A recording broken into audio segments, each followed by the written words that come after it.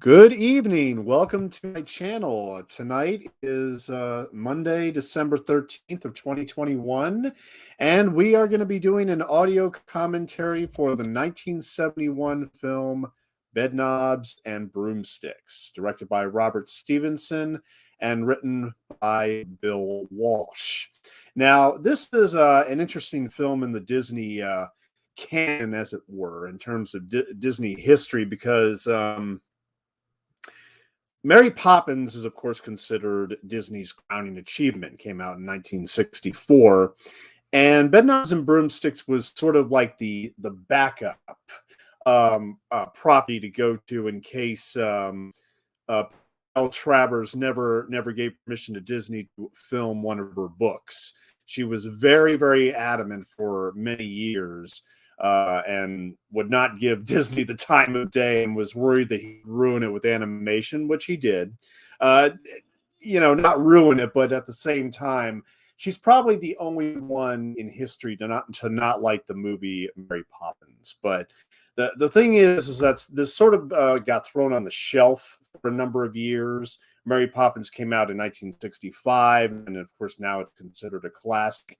Well, they decided to get back to work at Bedknobs and Broomsticks in '66 because originally Disney had asked the Sherman Brothers to go ahead and write songs. Go ahead, write songs, and do what you have to do. Let's get started on this. But then Mary Poppins got made, and it was going to be a few more years until Bedknobs and Broomsticks got into production. But anyway, I want to welcome everybody who's in the chat tonight. Dan, Shine, and Jinx Hart, how you guys doing? Yeah, I'm very well. I mean, this is now officially the Christmas season, and I'm not going to be doing any commentaries on Christmas movies this year, unfortunately. But I got some exciting things that I'm planning for not just Christmas Day, but also New Year's Eve and New Year's Day. So I got and also just before we get started on Bedknobs and Broomsticks, because it's available on Disney Plus for everybody anybody who wants to watch along, and you can also rent it on Amazon for $4. Um, and whatnot. But this weekend on Saturday, no, excuse me, on Sunday of next week, I will be doing commentary for A Clockwork Orange. I'm reading the book again right now, Anthony Burgess book, and then I'll be doing a 50th anniversary commentary for A Clockwork Orange, which I'm really looking forward to. That's the one that I've been preparing for, and that's what I will be preparing for all week. But tonight we're going to have a little bit of old-fashioned Disney fun. All right. So without further ado, hopefully everybody is ready to go for Bedknobs and Broomsticks. I got it on Disney Plus. I'm paused at distributed by Buena Vista Distribution Company Incorporated. And give everybody just a few more seconds here. But I'll count down from 3, and I'll press play. 3, 2, 1, and play. And I will get rid of the sound so that Disney doesn't flag me for doing this commentary. I mean, Knobs and Broomsticks, I watched this movie more than a few times growing up. I didn't see it as much as Mary Poppins, and I certainly didn't see it as much as Pete's Dragon. But Angela Lansbury, I've watched her stuff ever since ever since I was a kid. I actually grew up watching Murder, She Wrote. Every Sunday night with my parents, we would get together and watch 60 Minutes and Murder, She Wrote on Sunday nights. So I am a massive Angela Lansbury fan. And even though she's always been critical of her performance here, which we'll get into later, but at any rate, Bedknobs and Broomsticks, it draws its story from an author by the name of Mary Norton. In 1945, she published the Magic Bedknob, which became a success. And in 1947, she followed it up with Bonfires and Broomsticks, which were later joined together in 1957 for the title Bedknob and Broomsticks, not knobs, but just knob, singular. And and so that was basically the book that Disney had on his shelf in case P.L. Travers said no to Mary Poppins, and eventually did manage to get it made. Director Robert Stevenson and producer Don DeGrady and writer Bill Walsh, they had all worked on Mary Poppins together. So, and animation director Ward Kimball, will be talking a lot about him and the animation when we get to it, because one of the classic elements of this movie, of course, the long animation sequence in the beginning with all the animals on the island of Naboombu. That is one of the most well remembered aspects of this movie. But you know what? I've always loved this title sequence, which it showcases all these different illustrations and everything as if they had come out of the Naboombu book.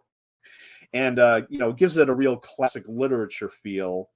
And, I mean, I've been very cynical about Disney in the past and like, oh, swastika. We actually see Nazis here. And yes, they do use the word Nazi.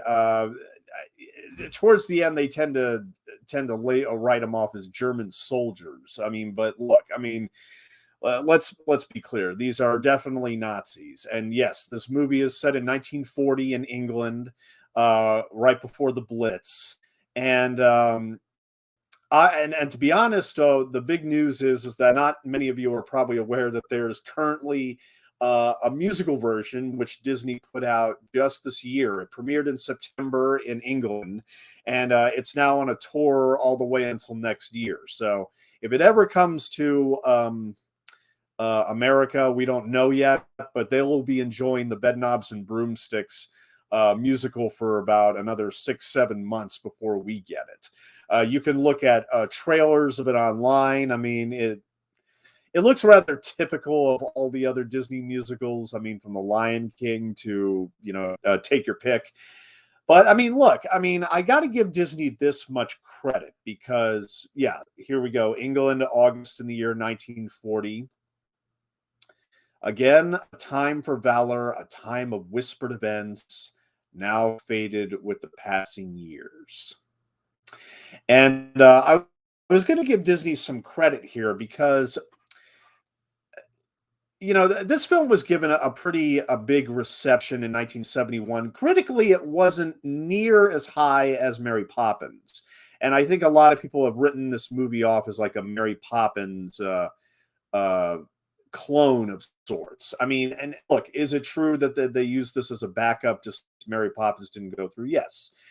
But at the same time, I think it works on its own. It has its own story, it has its own characters, and I think it's different enough. I mean, it does have some same production team, and it also has a couple of the same actors who we will see here in a moment. But the thing is, when the 25th anniversary of Bedknobs and Broomsticks came around in 1996, Disney decided to spend a little bit of money, and they constructed a 25th anniversary edition long after Robert Stevenson, the director, and had passed away, and basically took all the deleted footage and took a 117-minute movie, which we're watching the 117-minute version on Disney Plus, by the way. Okay, real quick before I get back to Disney, the head of this procession of the old brigade here, like World War I soldiers, is Reginald Owen, who was also in Mary Poppins as Captain Admiral Boone. So there's another Mary Poppins aspect for you. But of course, we will see David Tomlinson come in around the 30-minute mark. But yeah, that is in fact Reginald Owen as Admiral Boone from Mary Poppins. And yeah, so in 1996, Disney had constructed a 25th anniversary edition for DVD, which I happen to have right here. This version is 140 minutes. The version we're watching is actually the 117-minute theatrical cut. What happened is that they were going to premiere it at Radio City Music Hall for the Christmas season. I mean, this was, of course, December 13th, 1971, and they were going to premiere it for Radio City Music Hall. But they sort of had an issue with time constraints because they had to get the movie down to 2 hours. So they ended up cutting some, they actually cut most of Roddy McDowall's role. We're going to meet Roddy McDowall here in a minute, who had a much bigger part in Bedknobs and Broomsticks before it was chopped down dramatically. He actually was somebody in town that was trying to romance and basically swindle Eglantine Price, as we see her played by Angela Lansbury, and she is, of course, the star of this movie. We'll talk a lot about Angela Lansbury a bit later. But going back to Disney, so they were constructing this 25th anniversary edition with like 20 minutes back in. They couldn't get David Tomlinson back to do some more voiceover work because he was in ill health. So they had another actor do some of the footage with David Tomlinson where he needed a voice. And they added all Roddy McDowall stuff. Some of the musical numbers were expanded. And I honestly prefer the theatrical version. I mean, I think this is a rarity. A lot of times I want to see like the longest version of a movie that there possibly is. And when I got that DVD many, many years ago, and I finally watched the expanded version of Bedknobs and Broomsticks, I liked what I saw that was added in. But at the same time, I kind of wish that Disney didn't try to Mary Poppinize the whole thing, where, look, we have to make it even the exact running time as Mary Poppins is 140 minutes. I mean, I don't know. I think Bedknobs and Broomsticks plays perfectly well at its just under 2 hour runtime instead of being bloated to 2 hours and 20 minutes. I mean, that is just me. I mean, some other people may think that, there might be some super fans or purists that would prefer to go with the longer version, which is fine. But okay, so here's Roddy McDowall. And yeah, so a lot of his scenes were cut prior to the Radio City Music Hall engagement. But interestingly enough, I mean, we will see Roddy McDowall again a little bit later. So I'll talk more about what he was doing at this time and at this point in his career. But oh man, some of these shots are so breathtaking. When I was watching this movie again, one thing that I noticed was that, of course, it's been said that, the effects team, of course, won Oscars for this movie. It was nominated for several, but the effects team won. And you'll see some gorgeous matte paintings in addition to some great old-fashioned effects and optical work, which still hold up for the most part. I mean, a lot of there's a few effects, I'll point them out, that that don't hold up, but a lot of them do hold up, which is amazing to me.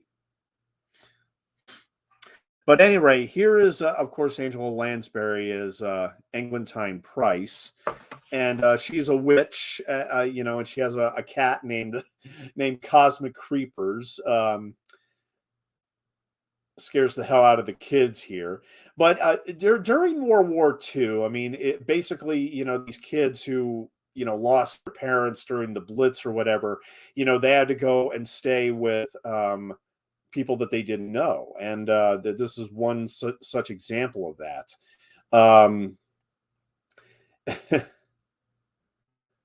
And as you can see, there's a portrait of her father behind her, who was obviously a veteran as well. And the idea is that in her cottage, where she's basically living alone, she is working with, I don't, if you want to call it black magic, I don't know if I would go that far. But basically, she's a real honest to God witch, and she's out in the English countryside figuring out spells and developing things that she's taking through a college, a remote college in London, a witchcraft college, where she's garnering all these skills, and we will see in a minute that when she gets the broom in the mail, she's advanced to the next level of witchery, essentially. But she wants to use these skills for a good cause, which is of course fighting the Nazis during World War II.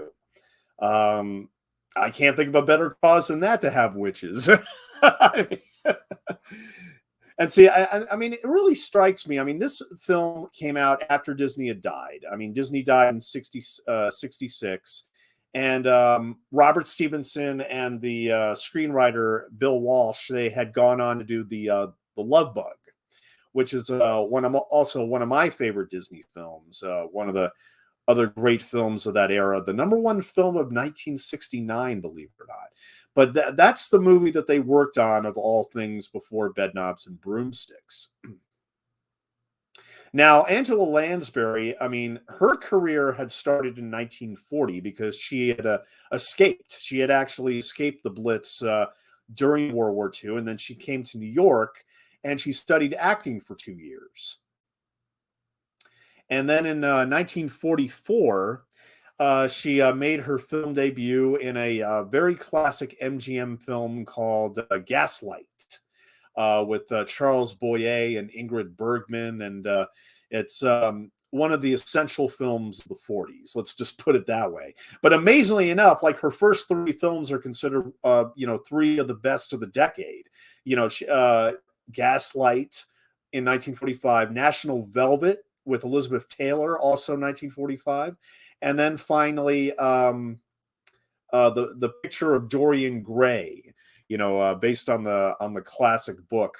So, and she had done a lot more work throughout the 50s and everything. I mean, up until The Manchurian Candidate in 1962, she played, I believe, Queen Anne of France in The Court Jester, 1956, with Danny Kaye. I mean, she's done. I think she has over 100 credits, and she's still with us. She's still with us at 96 years old, which is amazing. I mean, I think she is one of the absolute last surviving members of the golden age of Hollywood, because I know that we just lost Olivia de Havilland very recently. She passed at the age of 104. Isn't that the great irony that she's the one of the 4 leads in Gone with the Wind? She's the only one that dies, and yet she's the one. Olivia de Havilland, the actress, is the one that outlives them all. But yeah, Angela Lansbury is still with us at 96, and she actually had just recently done a small part in Mary Poppins Returns as the balloon lady. Now, I gotta be perfectly honest, I have not seen Mary Poppins Returns. I have, despite the fact I do very much like Emily Blunt, I haven't given it a chance yet. But I also have to mention, or else a certain somebody who a certain friend of mine, I mean, would strangle me if I didn't mention that. Of course, she also gave the voice of oh no, and I already screwed up. Yeah. She gave the voice of Mrs. Potts in Beauty and the Beast, the 1991 animated Disney film, as well as the sequel, the Christmas sequel that came out 6 years later. And so, I mean, and of course, I grew up with Murder, She Wrote. I think my father, I got to give my father a shout out, because he was a huge Angela Lansbury fan, and I think his absolute favorite thing that she ever did was Sweeney Todd and the Demon Barber of Fleet Street on the stage. Um, that to my father, that was the high point of Angela Lansbury's career. But yeah. So okay, you could see the parallel with Mary Poppins here. Okay, I mean, you have a woman with certain powers, flying around and everything. look, that's just what's on the surface. I mean, I think there's a lot more differences than there are similarities. And to give Disney credit, they were fully aware of of how much of a how much of a resemblance there are between these two stories in certain aspects. I mean, they were fully aware, and I just wonder. I mean, this Bedknobs and Broomsticks, it made, 18 million in 1971 dollars on a $6 million budget. So it did fairly well. It was pretty much a success, but I wonder if they had put this off for a few more years and and gave it a little bit more and try to steer away more from Mary Poppins as much as possible with this. But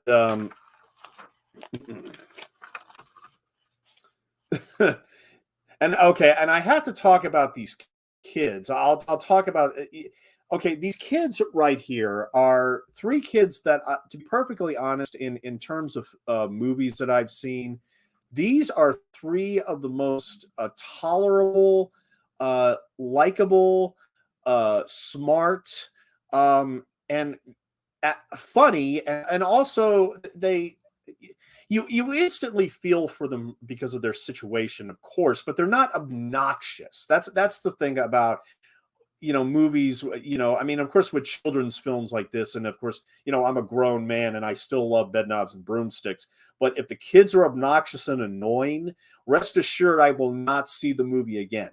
These kids, all three of these kids, are really, really good. They don't. I don't think they come off as annoying or aggravating in any way. I think they're relatively realistic. I think they have just enough of our empathy to carry us along with the story as we go on this adventure with them, and we see how they change in small ways throughout the movie. I mean, especially with the eldest brother here. Um, but so many family or so-called family movies today, I find them impossible to endure because the kids are just too obnoxious. Like you just want to just turn them off rather than to just have to deal with them anymore. But these kids, I like these kids. I mean, they they're smart without coming off as too intelligent or too theatrical. They are more natural than they are theatrical in this movie. Although the thing is that Angela Lansbury herself kind of dismissed her performance here because evidently this was a movie that the Disney studios relied upon storyboards.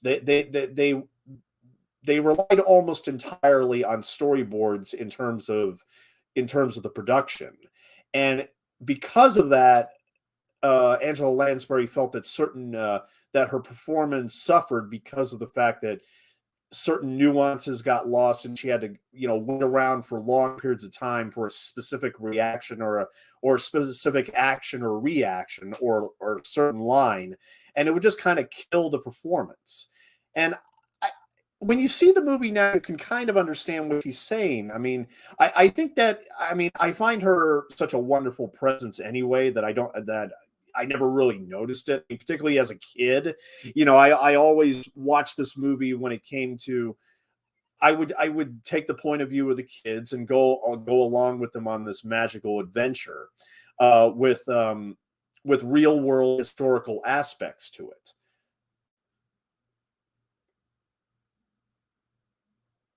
If anything, I mean, this is probably one of the first movies I ever saw which actually had a World War II setting, and thus it opened me up to what exactly was going on at the time. See, now these effects, uh, those effects, you could take or leave, but I mean, a lot of the stuff that we're going to see later, particularly in the third act, uh, I think really hold up very well. So,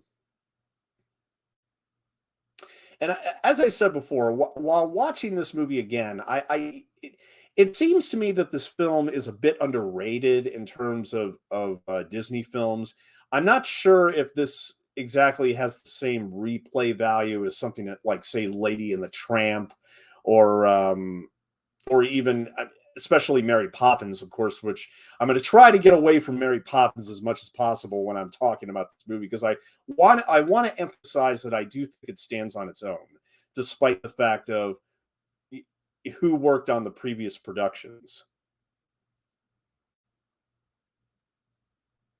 There was a bit more dialogue between the eldest boy and Angela Lansbury here. In fact, I think now would be a good time to.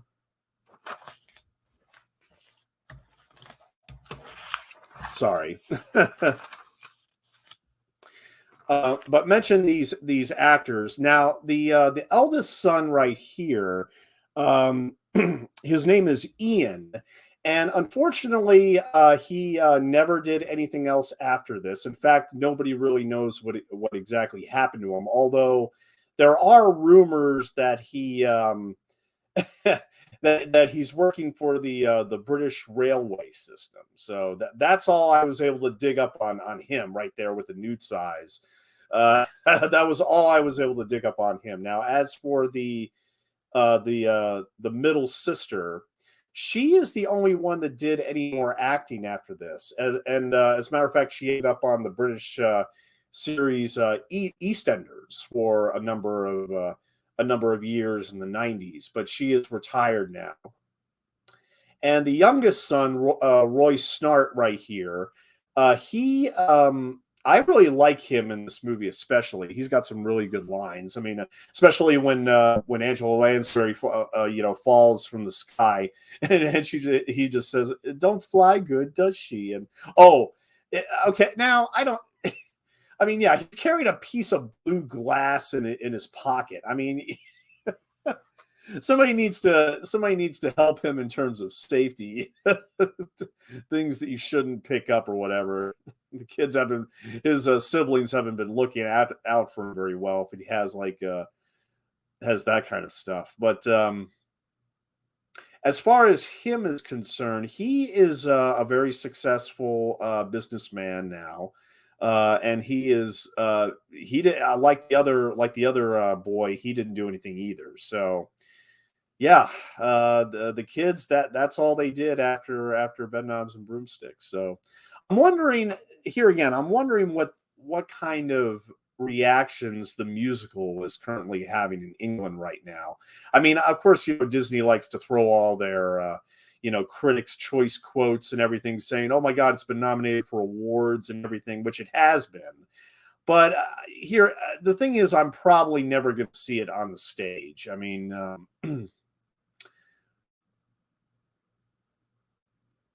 But I'm still interested is if the reviews are as legit as they say, or if it actually comes to the United States, if it will fail.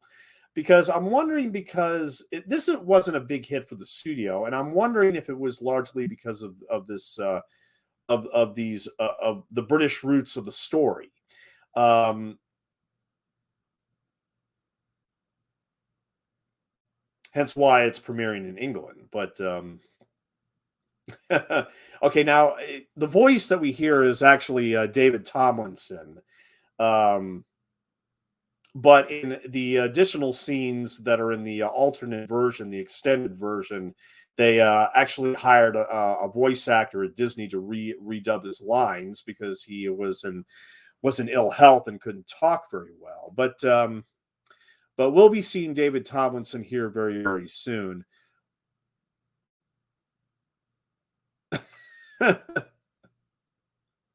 Foreshadowing, the kid just wants to go to the jungle. That's all he wants to do. But it's a perfect escape, setting for being in this very, very grim situation where these kids, who knows what happened to their parents, and they're basically with this stranger who claims to be a witch. I mean, I mean, you want to escape into a fantasy, or you want to escape into any place that would.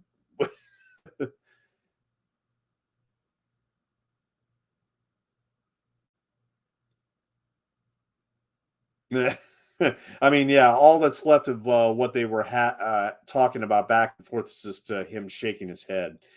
But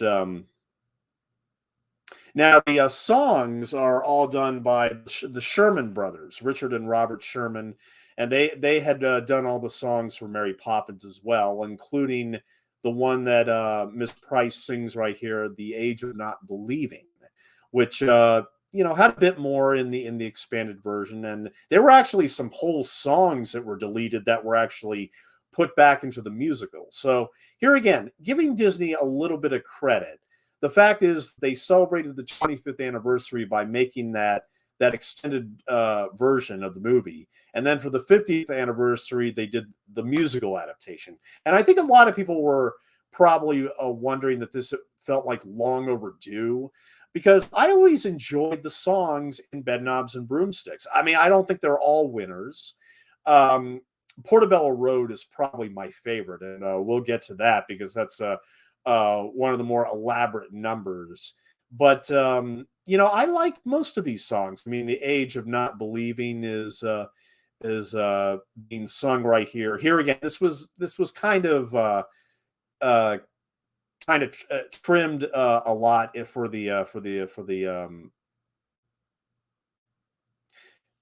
trimmed a lot from the original version. Excuse me.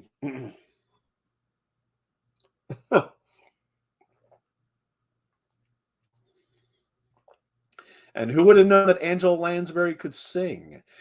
When you're at the age of not believing. Yeah. Now, yeah, somebody obviously stole an apple from the table and ate it in bed. No, no, no, no. You're not supposed to do that in her father's bed.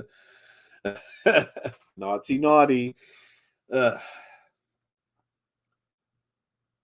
But I mean, I'll be perfectly honest. I mean, if I was this kid in this same situation, I probably wouldn't leave her too. That this bed will be able to leave this room intact.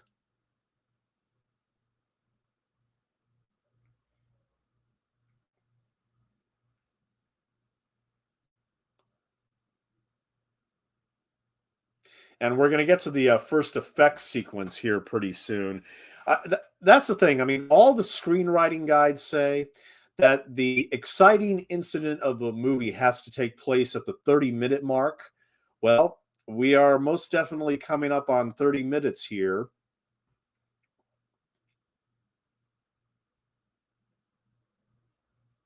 And because of this traveling spell that they've put inside this bed knob, they're going to be able to travel to Amelius Brown for Miss Price and find out why she didn't get this quote unquote final spell in the mail to here again aid in the war effort.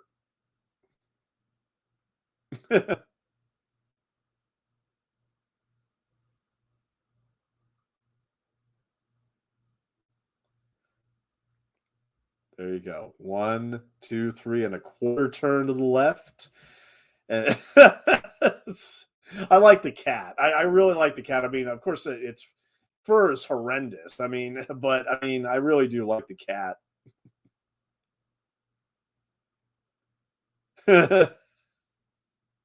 They get some good reactions of the cat throughout the movie, I got to admit. But yeah, here we are with the very first effect sequences. We are traveling to London. Um, you can interpret this whatever you want. I mean, you want to call this a warp. You want to call this a whatever. The bed is taking them to where they need to go, which is all that matters. The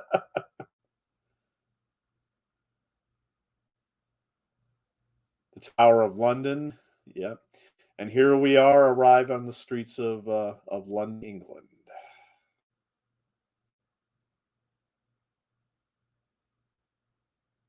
Can't you smell that lovely suit in the air? you know, I gotta say, I mean, there's a lot of jokes made at London's expense for being exceptionally foggy and for good reason. But I mean, like, I remember watching Wonder Woman in the theater, and I think I mean, a lot of people were complaining about the DCU being so dark and smelly and ugly, and just how they looked and how they looked. That I mean, but in Wonder Woman, you actually had a reason for it to be that way because of London. Yeah, and I love what Chris Pine says when they arrive. He says, "Yeah, it's not for everybody." But that's the way it is. And yes, here is the great. Well, I mean, the sign says the great Emilius Brown, but this is in fact the great David Tomlinson, who is, of course, most famous for playing Mr. Banks in Mary Poppins. And every time I see David Tomlinson on screen, whether it's in this or whether it's in Tom Jones or the Love Bug, he plays the villain Peter Thorndike in the Love Bug. I mean, I always get I always get very warmed in my heart, I think, in a bit. I don't mean that. I mean that 100%. And the reason is because David Tomlinson has a striking resemblance to my own father. A very, very, very striking resemblance. It's scary almost. And I remember watching Mary Poppins as a kid, and my father would literally sing along with David Tomlinson when when he came into the house, and he sings, I feel the surge of deep satisfaction, much as a king. you know, I- you know, he would actually sing along with David Tomlinson on screen. It was a little uncanny, a little scary, but you know what? That's my memory of my father. And the funny thing is, I haven't really seen David Tomlinson in a lot of other films out of the ones that I mentioned.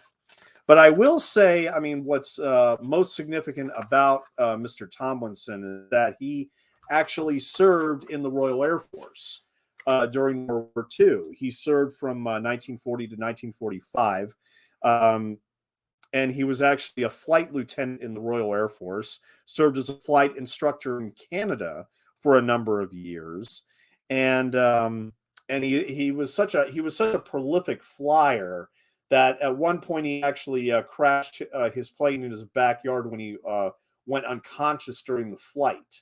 And luckily he survived, but he actually did serve during World War II for the Royal Air Force. And then from before Bedknobs and Broomsticks for like 30 years, he would make, he made about 30 films in England. I mean, yeah, he made about 30 films in England. I mean, that they would include Miranda with Glynis Johns, who later played Mrs. Banks in Mary Poppins. But Miranda is the one where she plays a mermaid. And but I mean, David Thompson was also in Tom Jones, which won the Academy Award for Best Picture, and he did a lot of very good films and gave a lot of good performances as a character actor. Sadly, his last film would also be Peter Sellers' last film in 1980, which was The Fiendish Plot of Fu Manchu. And I've never seen it, but everything I've read on it tells me that it's one very, very abysmal production. Um, But David Tomlinson, he had a long, long career, and when he eventually retired in 1980, he did so to take care of his family. And when I found that out, I was thinking, you know what? I think Mary Poppins would be absolutely proud of that. Now, oh God, I actually checked online. Okay, we just missed it, but Angela Lansbury picks up David Tomlinson by the bunny ears. And I was thinking, you know what? Oh man, that always makes me cringe. And I actually looked it up, and all the websites say, do not pick up bunny rabbits by the ears because that will hurt them immensely. So every time I see somebody pick up a bunny rabbit on screen by the ears, I always cringe a bit. And they actually do it here in Bedknobs and Broomsticks.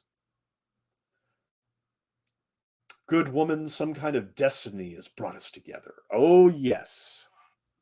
Now, so the idea is that he ran this remote college of witchcraft. But what he actually reveals, I mean, of course, we could see he's kind of a con man, he's kind of a shyster and he's kind of a loner, but he is a professor, I guess.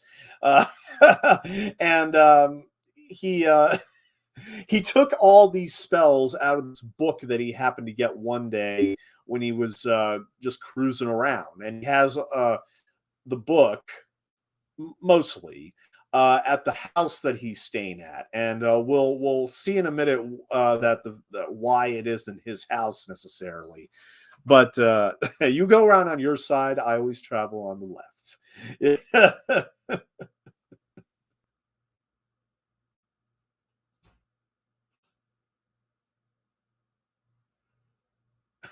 My traveling spell. He's so amazed, like, oh, wait a minute. You're telling me that these spells that I've been sending you in the mail, like for the past few months, they've actually been working? It's like, yeah. Like, nobody told you? Of course, I wonder how many more students from the college there really is, because they're never explicit about that. They might be more explicit about it in the books. Unfortunately, I have not read the Mary Norton books, but yeah, I do wonder how many other students there really were through this remote college of witchcraft that David Tomlinson has been pulling for the past. Who knows?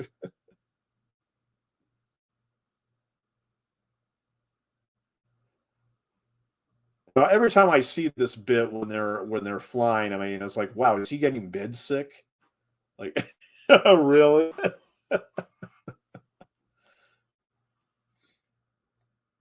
And here they finally arrive at where David Tomlinson is staying at, or Professor Emilius Brown is staying at.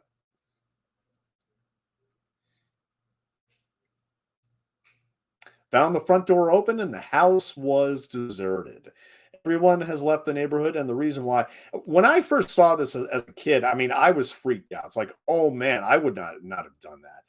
There's an unexploded bomb in close proximity, and so he basically says that you know, I could be a little bit of a coward, but then in the perverse of things, it's the this diabolical object is probably the best friend I ever had. Just to give everybody a timestamp real quick, we are at approximately 38 minutes and 30 seconds. Anybody who's in the chat, aside from Jinx and Dan, please say hi. Please let me know what you think of Bedknobs and Broomsticks, and I'll share it with the stream here. But like I said, I enjoyed this film immensely since I was a kid. It does have issues, it does have faults. And here again, I think it works better in this 117-minute theatrical than it does in the longer cut, even though I own the longer cut and watch it from time to time, but just barely. I think for this story, I think the 2 hour running time is more appropriate. Okay, so yeah, this is the entire goal. This is the whole final spell that she's so crazy to get after. It's about substitute yeah, substitutionary locomotion. Okay, now I screwed that up. Substitutionary locomotion. I'll get it eventually. But yeah, this is a nursery that's in the house that he's staying at. Now, okay, Disney, of course, this being a Disney film, they do kind of play around with the idea without developing it at all, which is one of the faults I think in this film is, look, I've already praised Angela Lansbury and David Tomlinson to high heavens, but the truth of the matter is that they do not really have any chemistry in this movie, and it kind of shies away from any kind of romance in this. I mean, sort of like the same way in Mary Poppins between Bert and Mary, that they kind of shy away from ever consummating a relationship. And what I mean by that is, you know, that they actually get together and they're a couple at the end. That doesn't happen here either. And I think in this situation, I think in this situation though, I think it was just a matter of, because of the fact that they were so worried about the effects and the storyboards and everything like that, that I think that any room for uh, a romantic development between these two characters was kind of thrown on the wayside. That may be something they may be developing more in the musical version. I don't know, but honestly, this whole notion that they become that it just, I don't really buy the romance between them. I think the actors do a great job with the roles that they are given, and I think they do well with the script. And, but at the same time, and I do think that they got along professionally.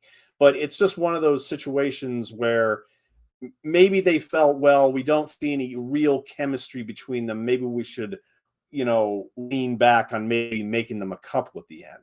You know, Here again, I mean, I think a lot of people could have different interpretations, but as far as I'm concerned, that's one of the flaws with this movie is that we don't quite see them in any way being a couple. That they just happen to come together under these circumstances. But of course, David Tomlinson keeps saying, like, no, no, no, you should be my partner. You should be doing these shows with me, and we should be doing these things, which of course she doesn't really care to listen to right now. She just wants the other half of this damn book with this substitutionary locomotion. I'm going to get it eventually. Uh, this is why I'm not a professional commentator. I got to screw up.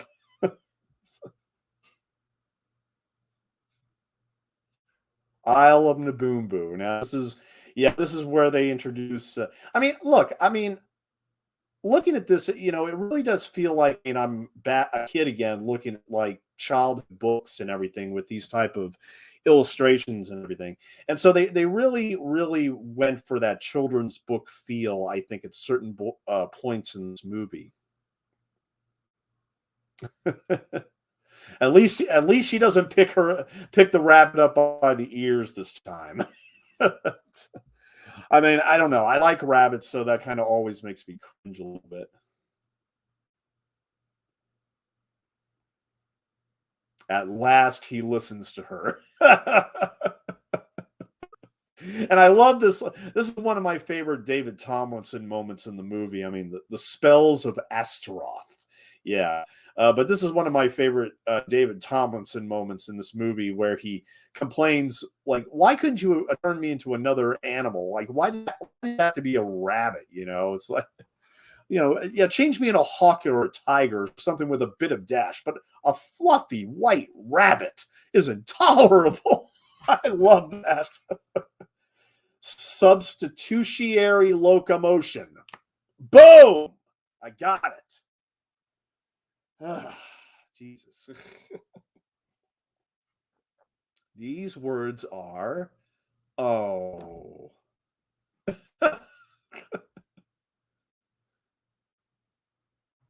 It's amazing. Many times after seeing this movie as a kid, I always think, oh no, she's about to get the words. I'm like, oh no, that's right. They got to go to Naboombu to get the words. But I'm wondering how much of an audience this movie really has. I mean, I'm wondering, is this fondly remembered nowadays? I mean, is this a movie beloved to some people? Because here again, it's really surprising what the critical reaction to this was just not nearly as high as it probably should have been. But okay, now so this is my favorite musical number, which is Portobello Road, largely because we see every culture represented from the British Empire during this musical sequence. And Portobello Road, of course, is in the Notting Hill district of. It's in Notting Hill, which of course is more famous because of the Julia Roberts movie with Hugh Grant, which I've always enjoyed, but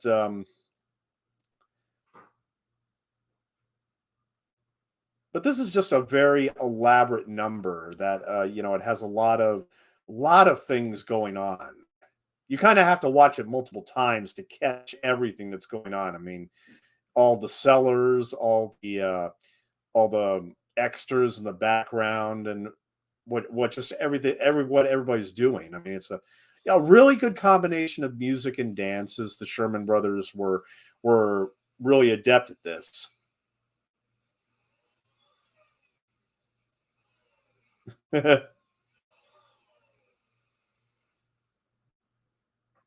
goodbye.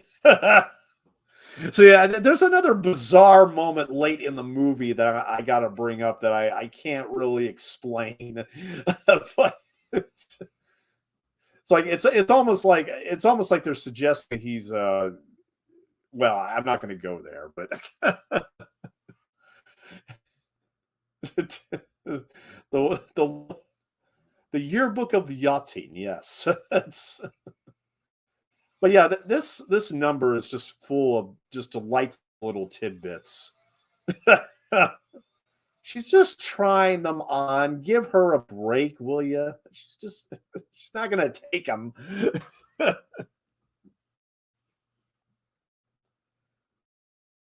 Now, I mean, it probably get charged for damaging the bust, but whatever.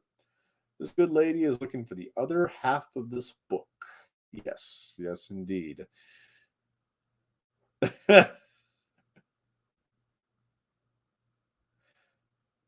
Waste merchant. Let's see here.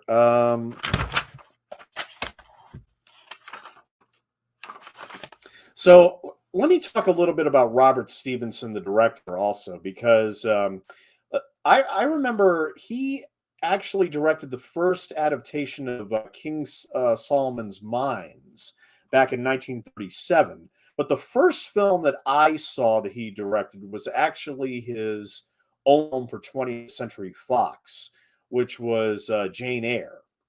And but to be perfectly honest, for anybody that has read the Bronte book, they would watch that 1944 version of Jane Eyre and come away thinking, you know what, they should have called it Edward Rochester, because it was really all about Orson Welles and his character.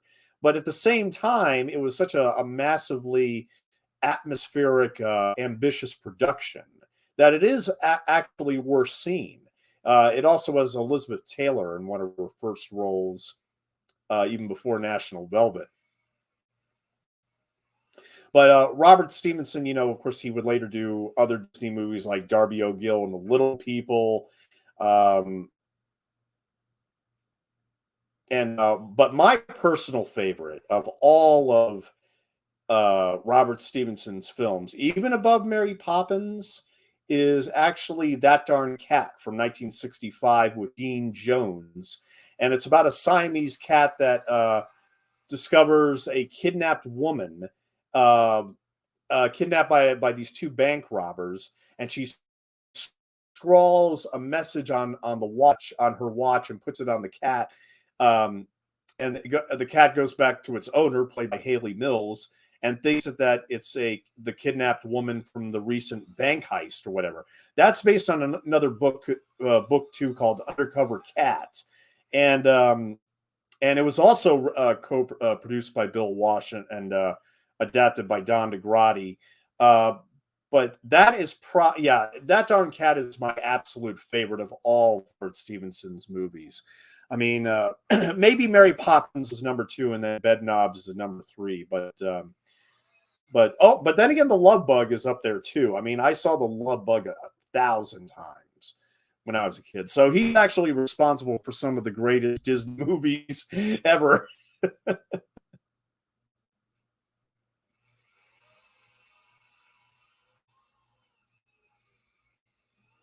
I don't feel that in the sequence that that they're showing off. I don't think this is the case of.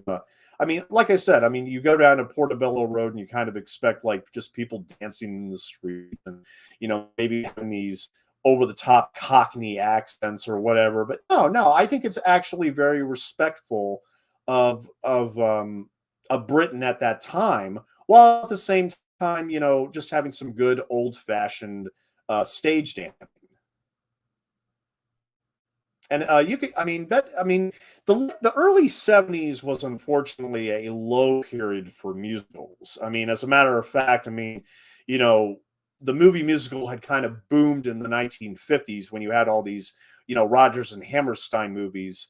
But then by the late '60s, you got stuff like Paint Your Wagon with Lee Marvin and Clint Eastwood, and you could really tell that even though musicals, especially in their roadshow versions back in the 60s, were massive, massive deals. I mean, maybe Spielberg's West Side Story will bring more attention back to the genre. I mean, but the truth is that in the late 60s, early 70s, the musical genre had pretty much died. And it remained pretty much dormant for many, many years after that. I mean, I think in the 80s, I mean, I think all we had for musicals was what, a chorus line and Little Shop of Horrors. I mean, am I wrong about that? I mean, and especially in the early 70s, uh, you had some musicals that bombed pretty hugely, like Lost Horizon and Camelot and everything. Doctor Dolittle also from that period. I mean, a lot of these musicals just started losing money, and the studios. It took them a few years to realize, oh, nobody wants to go see these big budget musicals anymore. They want realism on the screen now. It was now the 70s, and this film, it probably felt a little old fashioned to certain audiences. I mean, especially those who I mean, I could see this appealing to more older audiences than children, believe it or not. I could be wrong about that, but I feel like that this movie does have a certain maturity that isn't in most other Disney productions, especially from the 1970s. This feels like almost like the last great Disney movie that had Walt's fingerprints on it, that came out, better than expected, even if it didn't come out as the mega hit that Mary Poppins was. But it did garner some good notice, and people enjoyed the music, and people obviously like the effects. So, and yet for some reason, Bedknobs and Broomsticks is not really talked about much nowadays. I mean, I'm actually glad the musical is out because people will go back and rediscover the 1971 movie for themselves. That's what I'm saying. Even if you have no interest in the musical version that's going on right now in the UK, here again, check out Bedknobs and Broomsticks. I mean, and also with physical media disappearing, if you really want to see the extended version, uh, you better get it now, because I highly doubt they will ever re-release the 140-minute extended version on Blu-ray, because it's not available on Blu-ray. It's just available on these out-of-print DVDs. On the Blu-ray, it's the 118-minute theatrical version. Sorry, Gov, to talk about the stairs. I love the Bookman sequence. This is really good. It gets, there is a little bit of sinisterism in this, but the thing is that, I mean, the movie, this is a G-rated, and when you play it on Disney Plus, it's, of course it has the rating, and then it has the description if there's anything quote unquote objectionable that parents need to know. And what they mention is smoking. Now, I'm trying to think about where there is smoking anywhere in this movie. I don't remember any characters smoking. I mean, I could be wrong. Uh, Maybe if somebody could help me out, but I've seen this movie more than enough times, and I do not remember anybody smoking a pipe or a cigarette, or maybe the German soldiers do. I don't know. But that's the only problem that Disney Plus has with Bedknobs and Broomsticks, is because of historical smoking.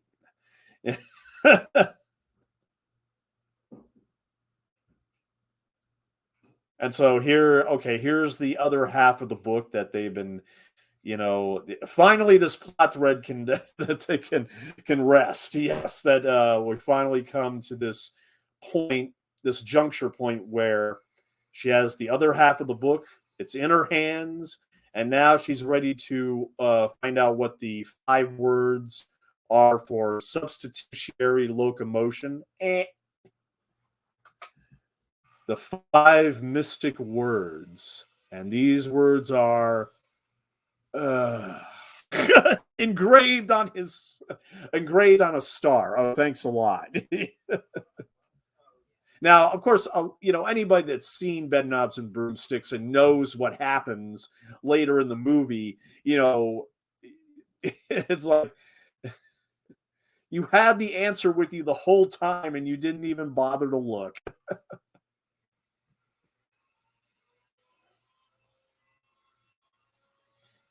But then again, I mean, you could complain about that, but at the same time, we would be deprived of this wonderful, wonderful centerpiece of the movie, which is essentially a long animation sequence courtesy of Ward Kimball. And Ward Kimball was one of Disney's nine old men. He had started out in the 1930s with Snow White and the Seventh Dwarfs. He actually spent hours on the particular scene where they have soup that is made by Snow White. He spent hours and hours and hours of work. Oh no, not hours, months. Excuse me. Yeah, he spent months working on it, but it got dwindled to just like a few seconds of footage. So uh, that's going to be edited out. Yeah, he worked on it for months, but maybe a million hours he worked on it. But amazingly enough, he also worked on Jiminy Cricket. He also contributed to Mickey Mouse, contributed to other key Disney characters. I mean, he also worked on one of my favorite Disney animated movies, which is The Adventures of Ichabod and The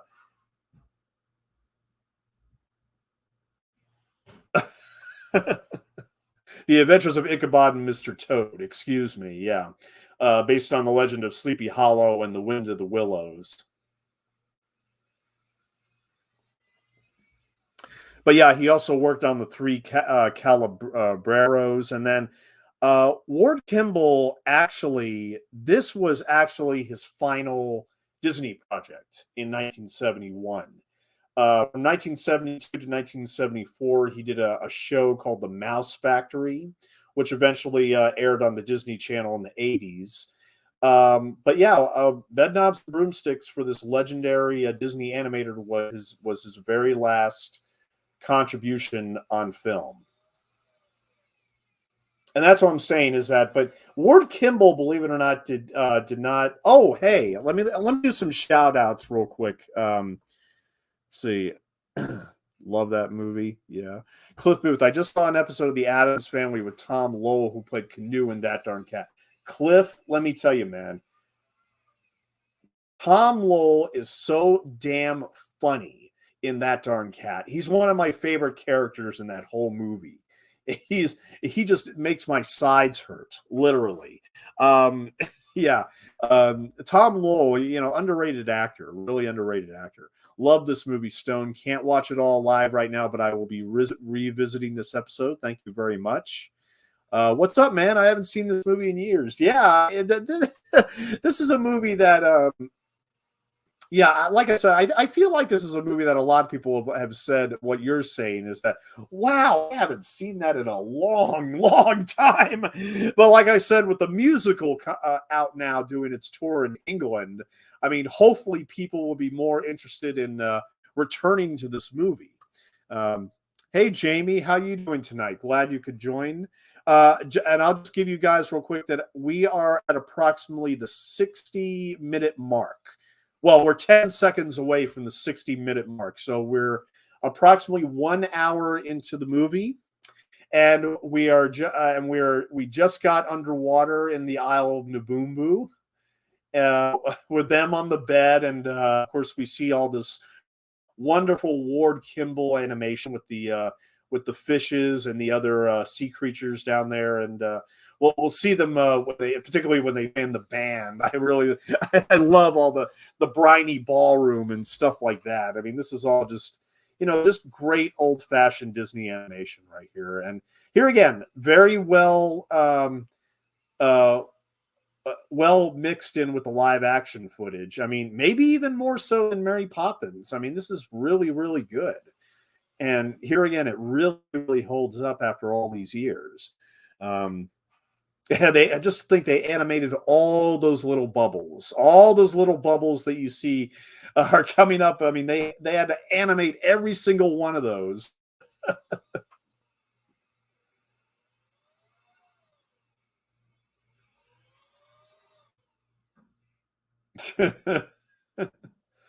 And now we're going to get into another song, Bobbing Along the Beautiful Briny Sea, which was actually a song that the Sherman Brothers had written for Mary Poppins. But Mary Poppins was already so jam packed with numbers and other moments and everything that it just couldn't include it. I mean, so that was put on the shelf and it was actually transferred over to Bedknobs and Broomsticks, which actually works very, very well in this context because, you know, they're under the ocean. So, I mean, I'm trying to think the beautiful briny sea. Where exactly in Mary Poppins would you put that? I mean, I don't remember them ever going near the water, but but I mean, but whatever. I mean, it works perfectly fine here. Okay, so we have octopuses playing poker. I mean, just go with it. Just go with it. Have some fun. this is this is just colorful fun. I think, and I really do like the songs. I really do find the music and the music and the numbers very very pleasant too.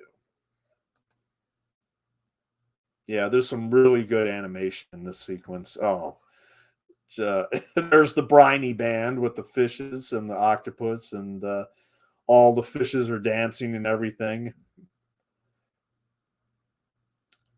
It's like a 1940s musical with underwater underwater. I don't have a copy of this, so I can't watch along, but I want to make sure I stop and leave. I love this movie, though. One of my childhood favorites. Yeah. Yeah. I think this is a good number of people's childhood favorites, but here again, it's not really discussed anymore. So here again, complain about the musical all you want, but I mean, at least it will bring more attention back to this movie. The lobsters and the electric eels. This is all just very, very creative and fun stuff. And very, very clean for the family. There's absolutely nothing to object to. I don't know where Disney Plus is getting all the smoking from because there's no smoking in the movie.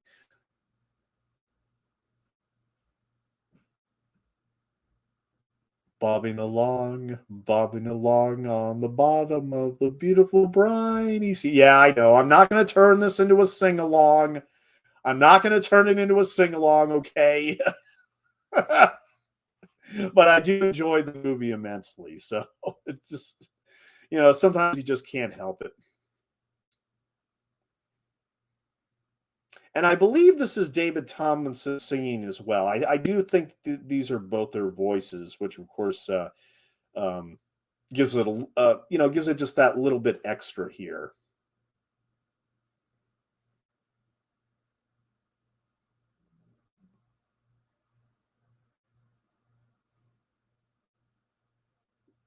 Usually when I sing-alongs are fun. Yeah, I know, Jamie.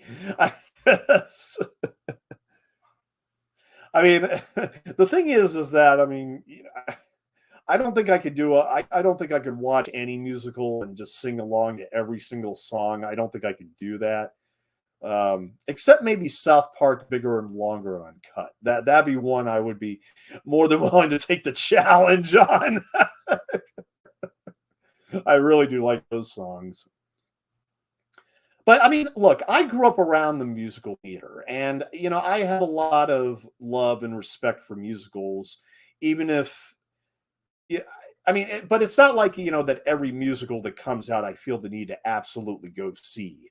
Um, I don't think I've seen a musical actually, the last musical I saw in theaters was West Side Story, the 50th anniversary of West Side Story several years ago when Turner Classic Movies did a version of that. But it just makes me think also, not to go too far off topic, but it makes me think also that why haven't the Roger and Hammerstein musicals been remade by now? And yeah, I mean, The King and I did a version of King and I in the 90s, I think, with Jodie Foster, but otherwise, no. And Disney owns most of them now because of 20th Century Fox. going everything going to them. So I almost wonder why they haven't taken up the option of trying to remake those landmarks of musical history. I mean, I don't know why. Maybe because the shows are just too scared to do any musicals anymore. I mean, the West Side Story clone came out earlier in the year. In the Heights, unfortunately, bombed really badly, and I didn't see it, so I can't comment on it. But you know, I just don't. I don't think that musical is like a guaranteed box office draw. I mean, they certainly not as big as they were in the '60s and '70s when they were huge. I mean, with these roadshow versions of the musicals, oh my god! I mean, you would have an intermission. It was a big deal back in the day.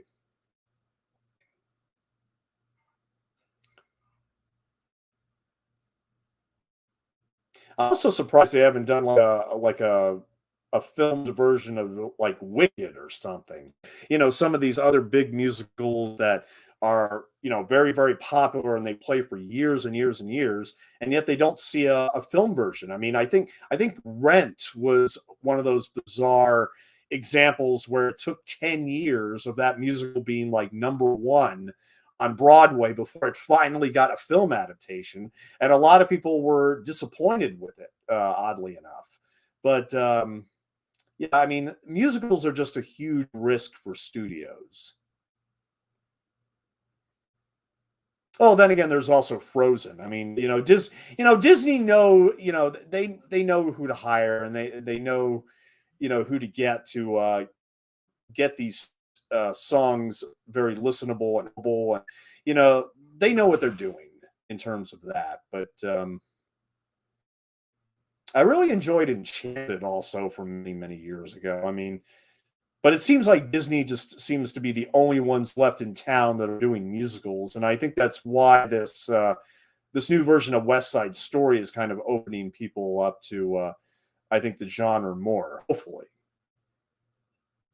here again, I haven't seen it. I do intend on seeing it, but it won't be in the theaters. I'll tell you that.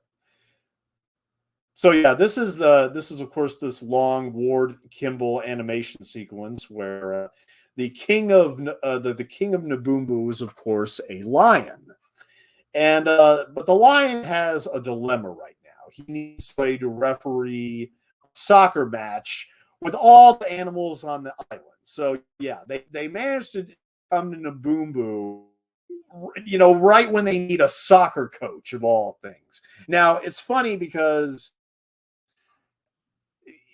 I mean, even though they say they use the term soccer here, I think that David Tomlinson and everybody else, being British, they would refer to it as football. I mean, Manchester United. I mean, and of course, there's that whole argument. Well, that's real football, and like whatever. I mean, unfortunately, when I tried to learn soccer at 6 years old, I was told that it was soccer. And then you see a movie like Monty Python's The Meaning of Life, where they refer to uh,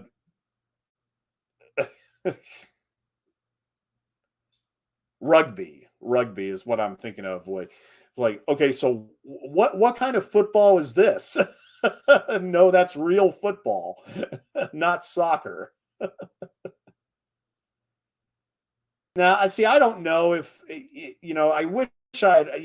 This is one reason why I kind of wish I had read the books beforehand, even though I wasn't able to find them. To be perfectly honest, or long out of print. Um, but I wonder if in the books if they actually refer to it as football and not soccer, because this seems like very Americanized change to the script.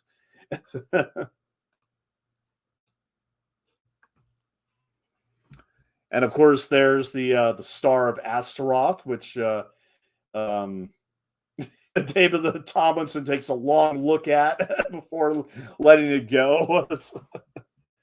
See that all they had to do was memorize the words, and they could have been home free.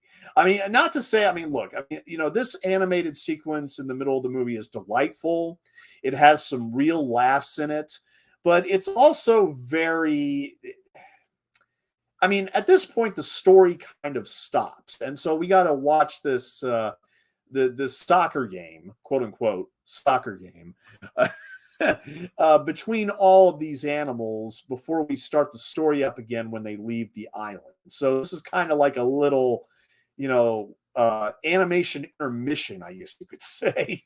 Almost like watching a cartoon during the intermission.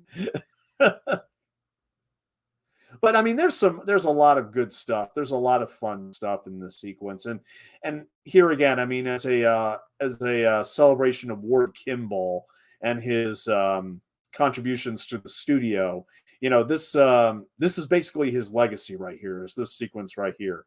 I mean, if you don't count the one from Snow White that I was referring to earlier.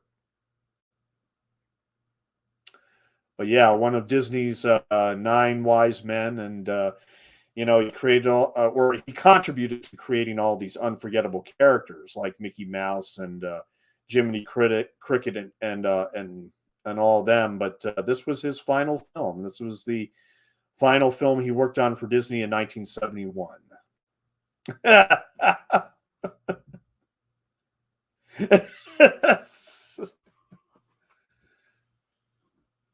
Weird sort of game they play. Yeah, I mean, that's the thing, is that, I mean, don't take it literally. I mean, this is not soccer, but I mean, it's just a variation, almost like an animal version of the game that's a lot more extreme, and people get hurt more easily. I love the running gag of the vultures, always getting excited when somebody gets injured and it has to be carried off the field. I love how they're so excited, and then they realize David Tomlinson is the coach is okay, and they just be like, "Oh man." Like, we want to do something here.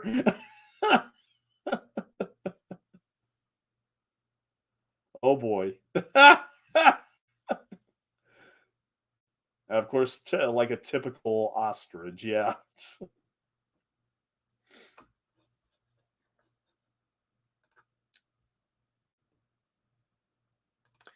Now, this entire sequence was done via the sodium vapor process of animation, which is basically a photochemical film technique for combining actors and background footage. It originated in the British film industry in the late 1950s and was used extensively by Disney in the 60s and 70s as an alternative to the more common blue screen process. The process is not very complicated in principle. An actor is filmed performing in front of a white screen that is lit with a powerful sodium vapor lights. Such light glows in a specific narrow color spectrum that falls neatly into a chromatic notch between the various color sensitivity layers of the film, so that the odd yellow color does not register on the red, green, or blue layers. And this allows the complete range of colors to be used not only in costumes, but also in makeup and props. A camera with a beam splitter prism is used to expose two separate film elements, and the main element is regular color negative film that is not very sensitive to sodium light, and the other, a fine grain black and white film that is extremely sensitive to the specific wavelength produced by the sodium vapor. So that's how they did this entire sequence right here. It's like, oh yeah, and these vultures. Like I said, every time these vultures get up and they go away disappointed, it just kills me every time. I mean, that's the thing. It's like we're taking a break from the story to watch this animal soccer game. It's really bizarre. Now, something tells me they're not going to do this soccer sequence on the musical stage, but who knows? I mean, this is one thing I can definitely see them dropping, and because they have lots of other footage and musical numbers they can incorporate in. Like, they don't really need this. I mean, for this served a purpose for this film in '71, but I just don't see it being on the Broadway musical now, or excuse me, musical in England.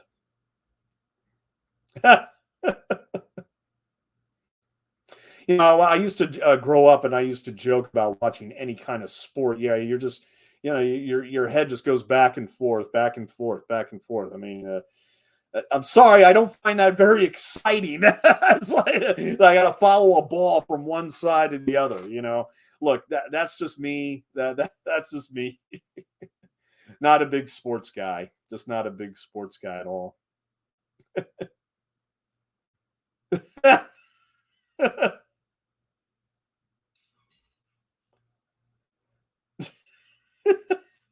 Stop that ball. Damn it.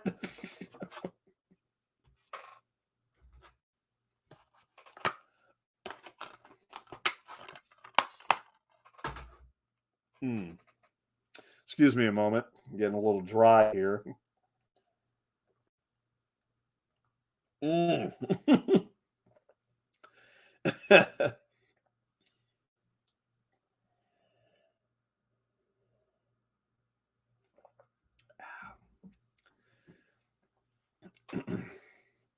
So yeah, this animation sequence is going to wrap up here in a bit after we get this goal from the king finally.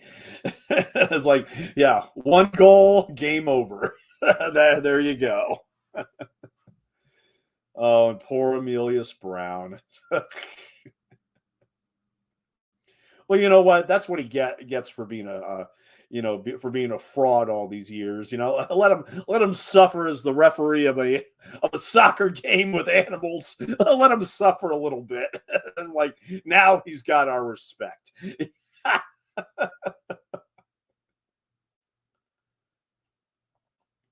Oh, the gypsy switch. Yeah, exactly. There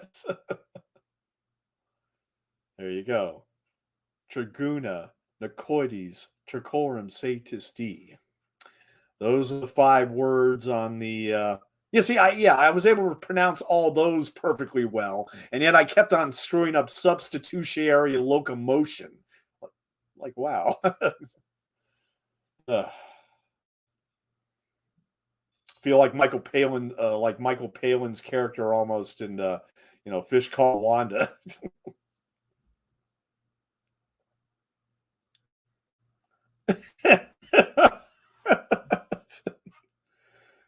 Stop gibbering, birdie. But I mean, anybody who's out in the chat, give me what is your favorite Disney film of the classic era? Because I mean, animated films, I've always been partial to Dumbo and Lady and the Tramp. And with live action hybrids like this in Mary Poppins, they kind of exist in their own little genre. I would also put Pete's Dragon in there too. Let me tell you, Pete's Dragon is like a serious childhood favorite of mine. I mean, be doing a commentary on Pete's Dragon one of these days. But yeah, please don't think I'm going to do like commentaries for a lot of Disney movies after this because I really don't have a lot of favorites and I don't have a lot that I own. That's just me. I mean, it's just my feelings about the Disney studio currently and everything. And but look, I can't help but admit that I will still watch Bedknobs and Broomsticks. I'll still watch That Darn Cat or Mary Poppins or The Incredible Journey, or I'll even watch um I'll even watch The Black Hole. There are Disney movies I can't help but, continue to watch, even as I get much older. And, because, I mean, films like Bedknobs and Broomsticks and Pete's Dragon, I mean, they're children's films, but at the same time, I can see adults being perfectly engaged with them. Maybe much more differently than a lot of so-called family movies today, I think.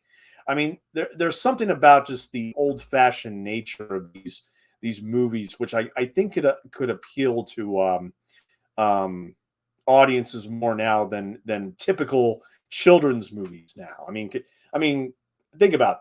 I mean, you'd watch this any day over something like Bratz or some other like very cynical children's product. I mean, this has actual story. It has actual, people worked on this. People wrote songs and they performed these songs. And, I think that everybody in terms of the production team, in terms of and on the acting front, I think they all do a fine job with this movie. I don't think there's not really any standouts.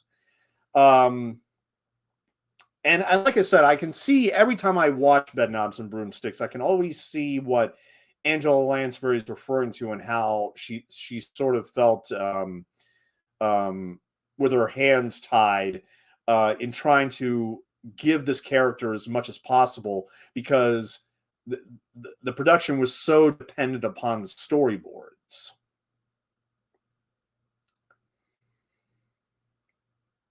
And they weren't able to bring the necklace into the real world.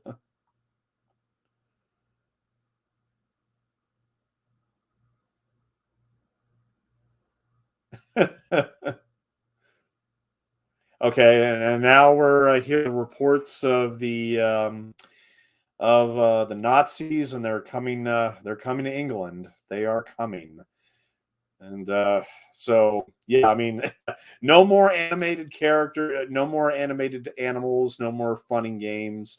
Things are going to get a little bit serious now in this third act. Tricorum, Triguna, McCoy's, Tricorum, Safety. Yep. They were in the Naboombu book the whole time. See, that's what I'm saying. If I was Amelius Brown, I'd be a lot more upset. Like, wait a minute. I just went through that whole stupid soccer game, and like it was in the book the whole time. Like, come on. I know, he's alive. Yes, we know nothing happened, Paul. A bit old-fashioned. Well, you know what? I mean, I think in this movie, I think the old-fashioned works. Now, here's another elaborate effects sequence, which I wanted to mention the effects people real quick. Because, like I said, this movie won the Academy Award for Visual Effects in 1971. And they went to Danny Lee, Eustace Lycett, and Alan Maley. Now, Danny Lee had already worked on 50 live-action films for the Disney Studios, including Mary Poppins and The Love Bug, and also The Black Hole. But what Danny Lee is actually most famous for is actually the final shoot to kill sequence in Bonnie and Clyde, of all things. I mean, that's the sequence he's known the most for in Hollywood, apparently. He worked on all these great family-friendly Disney movies, but the one he's known for is the murder sequence at the end of Bonnie and Clyde, where they just get shot up to hell. So that's what he's known for. But we also have Eustace Lycett, who had worked on Babes in Toyland, Mary Poppins, Herbie Rides Again. That's another thing. Robert Stevenson, after this movie, he would go on to make the first sequel to The Love Bug, Herbie Rides Again, in 1974, with much of the same effects team and everything. Eustace Lycett also went on to, of course, Herbie Goes to Monte Carlo, which is one of my favorites of that series, to be perfectly honest. And then finally, the third Oscar winner for the visual effects is Alan Maley. And he was actually a matte artist who worked on movies like Beckett and The Love Bug, The Barefoot Executive. And he's most well known for his matte paintings, particularly for Raiders of the Lost Ark, which was one of the last films that he worked on, with his last film being the Industrial Light and Magic work for Dragon Slayer. So, yeah, these are three top effects artists. And even though, here again, very old-fashioned effects with these are essentially Invisible Man effects, but they still work beautifully. And I love what they do. This is very cute where he dances with her nightgown. It's really good. I am not responsible for its behavior. then, of course, you can always guarantee a hilarious reaction shot from the cat, right? Uh, Why stop this? Yeah, it's really most agreeable. I mean, I don't think there's ever been another movie where somebody has danced with a nightgown before. I could be wrong. I don't think there's ever been another movie with that. I love this too. Like, oh no. Oh, fighting a pair of gloves. Yeah, there you go. Now, I mean, yeah, if you want to be cynical, you could say, well, this sequence kind of reminds me of the Mary Poppins sequence where they're cleaning up the room and everything. Yeah, yeah, sure. I mean, uh, okay, so yeah, here's Roddy McDowell. He was supposed to have a lot more footage, and he's actually a lot more prominent in the extended version, which I mentioned before, which is only available on DVD. At this point in his career, he had just finished Planet of the Apes in 1968, which boosted his fame considerably as Cornelius the Ape. And in between that time, he wasn't able to do. See, he's already gone. I mean, he's gone before you know it. But yeah, I mean, but he was going to be in Beneath the Valley, or yeah, Beneath the Planet of the Apes in 1970, except for the fact that he was directing. He was directing his first movie in Scotland, which was a movie with Ava Gardner called The Ballad of Tam Lin. It just got a extras packed Blu-ray from Australia. Highly recommend that one. Yeah, directed by Roddy McDowall and starring Ava Gardner, which is quite a combination, if you ask me. It's based on an old Scottish legend. This poem written in the 18th century, but it was, when it came to the United States, unfortunately, it was modified to be sold as like a hag horror. So it never, you got to watch the original version. It is available on YouTube. Directed by Roddy McDowall and starring Ava Gardner. Go check it out. But yeah, Roddy McDowall, he's pretty much in the theatrical cut. He's pretty much done. I mean, he's like Judge Reinhold in Gremlins. He's just, he has this a third billing or whatever, but he's only in the movie for like less than 5 minutes. And of course, his subplot involved romancing Miss Price and eventually taking over her land and everything. I was like, you know what? We don't need the Roddy McDowall subplot. I mean, we love Roddy, we do, but we didn't need the Roddy McDowall subplot in this movie, which is why I champion the 117-minute theatrical cut over the extended version. That's just me. Now, this is admittedly very touching, I mean, it's like she found somebody to take the kids in on a farm of all places, but Miss Price is, of course, having second thoughts about giving up the children.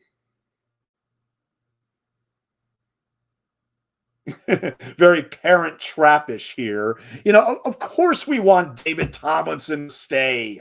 It's like it's like you got a family here practically, but it's almost like the movie is almost like afraid to like go in that direction. It's almost like thinking of ways to escape from it also. I mean, not maybe whether it's consciously or subconsciously, I can't say for sure. I mean, who knows what the conversations were in the story meetings about, how far we should take this relationship and how far we should bring all these people together at the end. But I don't know. It's kind of, I like the ending for what it is, and we'll get to it very, very soon. But I don't know. I just don't like how it dances around this whole thing of a romance, which should blossom between them. And here again, I'm wondering if it's only because of the fact that Tomlinson and Lansbury, while being completely professional, they just didn't have any chemistry on screen, which is okay. I mean, for this movie, we don't necessarily need them to be, uh, a couple. But then again, I mean, you think, well, he should stay there and be a father to him. Why not? I mean, even the cat likes him. I mean, you'll see that later when he's about to leave. The cat is almost upset that he's leaving. I mean, come on. You're like this is one of those moments where you're yelling at the screen like, "Oh, you don't have to leave, dude. You don't have to leave." So, you use the war as an excuse. Yeah, when all this war business is over. Yeah.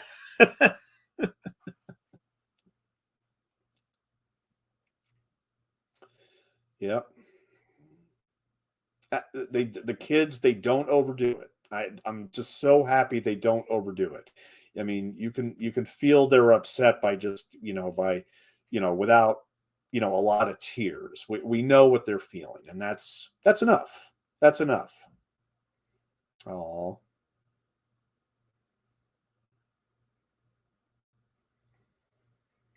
I got to say also, I really love Miss Price's cottage. Just how it's the how it's set up, everything, all the pictures and portraits and all the little trinkets in the room. I just like how everything is set up as well.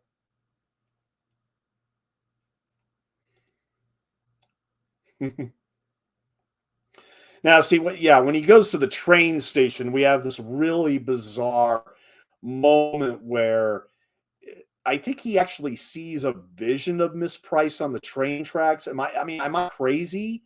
I mean, it's a weird little fantasy bit, which to this day I haven't really been able to wrap my head around. But oh boy, we see a German submarine and we see a bunch of boats with soldiers in them. Now, okay, this third act of the movie, just to let everybody know, we are at approximately 1 hour and 34 minutes in.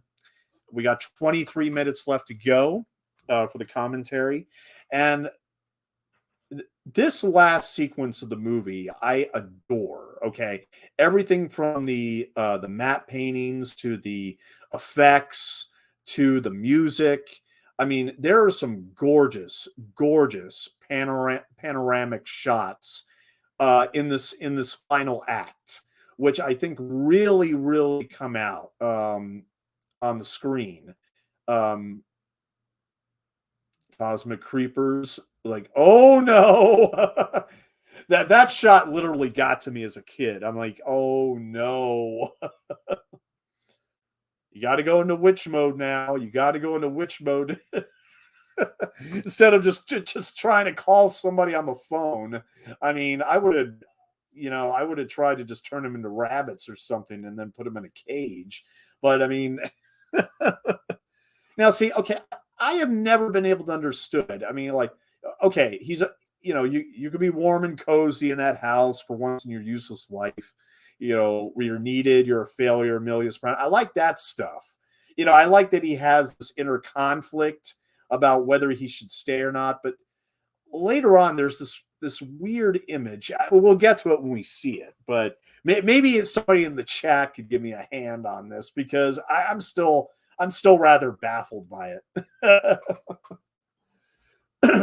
Not bloody likely, 'cause, this is a G-rated movie, and the kid says bloody.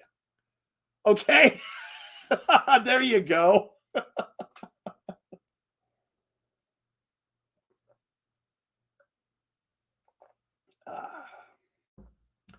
how'd you like to be turned into a nice white rabbit? Yes, indeed. I don't think that Apogee, the computer company or software company, got their name from this, but you know, filigree, apogee, pedigree.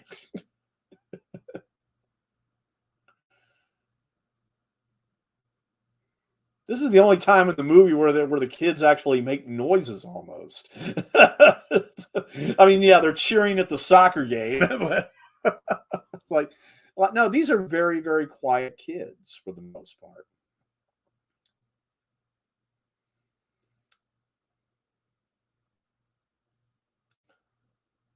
Okay, so this is Angela Lansbury singing. All I need to succeed, my what is she? What? He's imagining Angela Lansbury, Miss Price, in a bathing suit and flowers, walking on the look. I'm not even gonna try to make sense of it. Okay, I'm not gonna try to make sense of it at all. It is so weird and so bizarre. It's the one thing in this whole movie that is like, seriously, WTF? What the hell was that? I mean, yeah, I know he misses Miss Price. Okay, fine, but you had to present it like that. Like, I mean, really? Eglantine, Eglantine, Eglantine. Oh, how you shine! uh,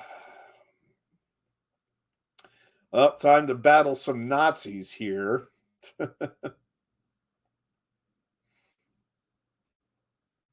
So yeah, they've pretty much taken over Angela Lamberry's house as headquarters as they prepare to invade England from from this corner of the country. So yeah, things are getting very grim and very serious. It's interesting when I think of Mary Poppins at this point in the movie. One of the most moving pieces of film in cinema history is, I think, Mr. Banks walking to the bank. After he gets the tuppence back from his son. I love the music. I just love how it's all staged. Looks at the stairs and he doesn't see the bird lady anymore. You know, all that is very, very moving stuff. But this is almost like a thriller in comparison. This is they gotta get away from all these Nazis, and they got to try to figure out how to warn the rest of the country that they're under attack, essentially. Now, where's the spell for rabbits? Yes, I love this bit. Can a woman ever learn to file things properly? Yeah, I love that. There's some great little funny lines, funny lines throughout this whole movie. Filigree, apogee, pedigree, perigee. Yeah.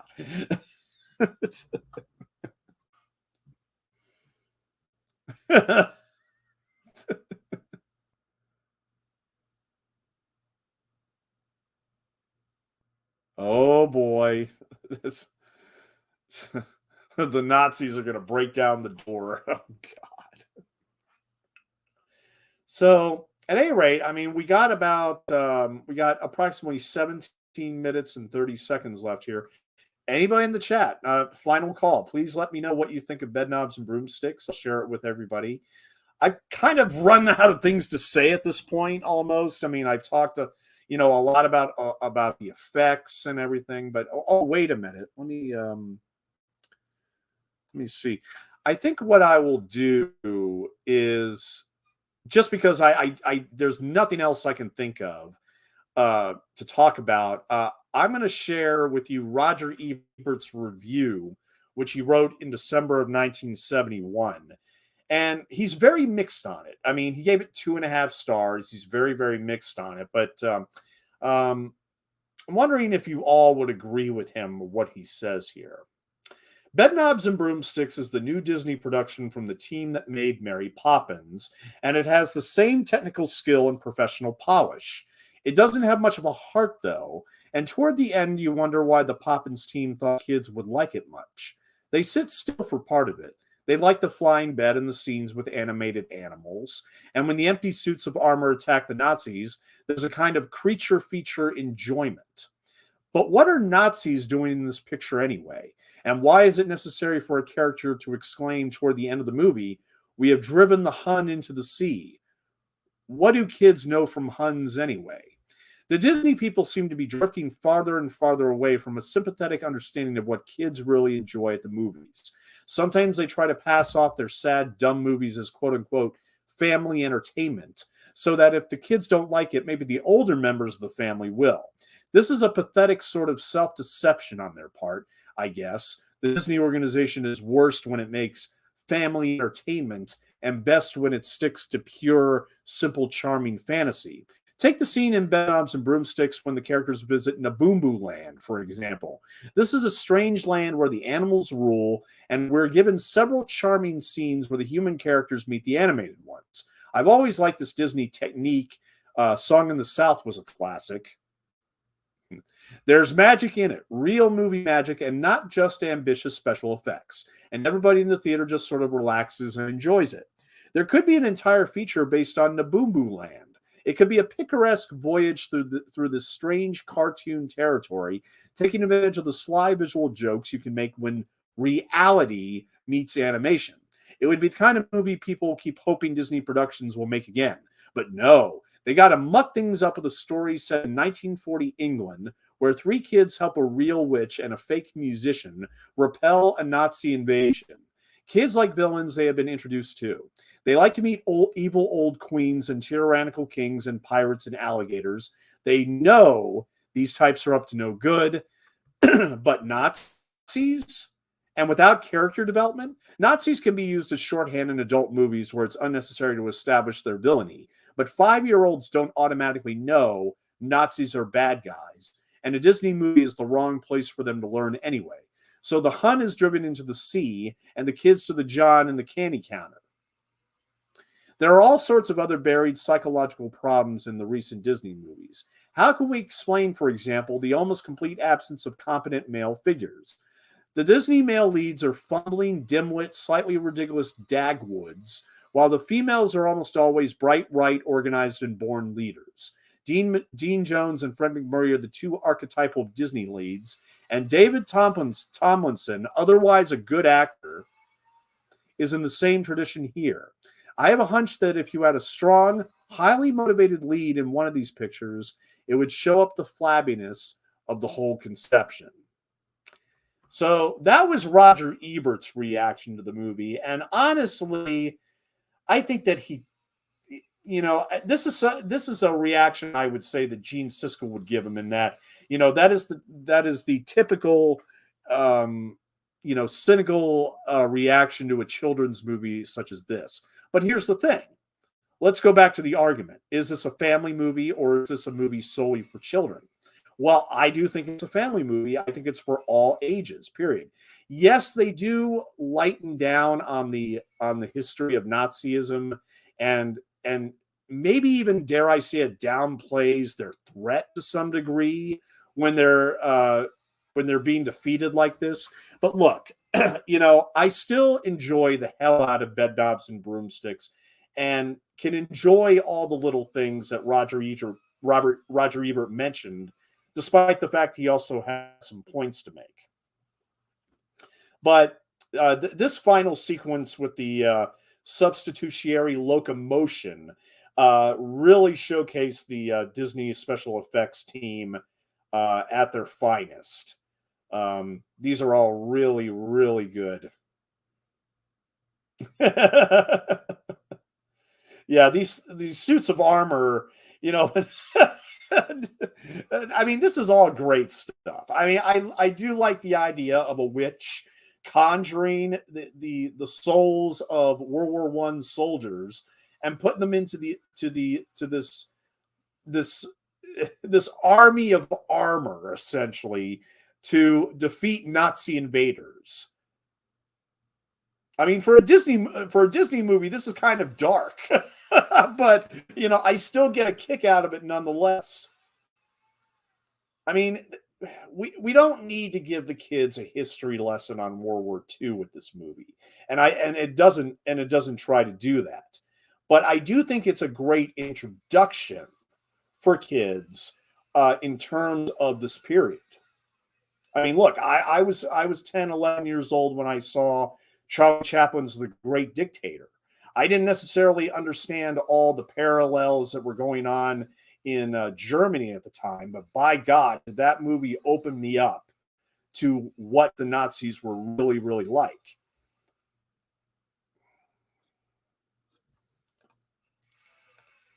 Great movie. Finally, something I have seen. Yes.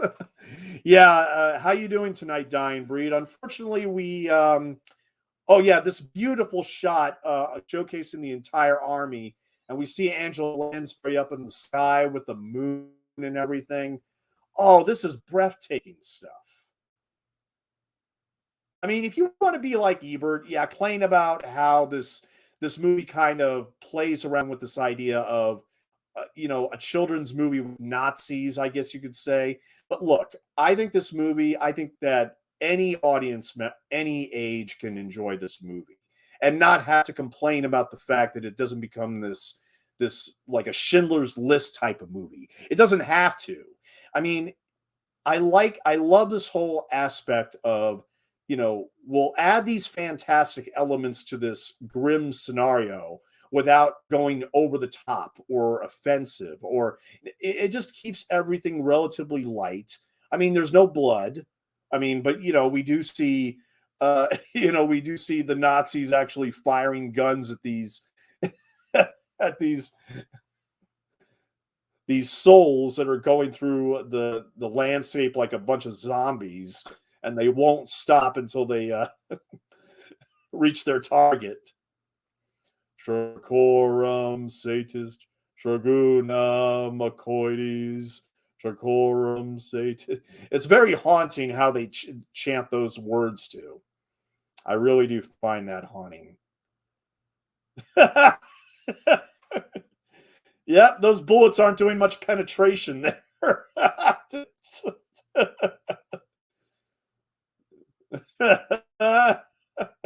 Blimey.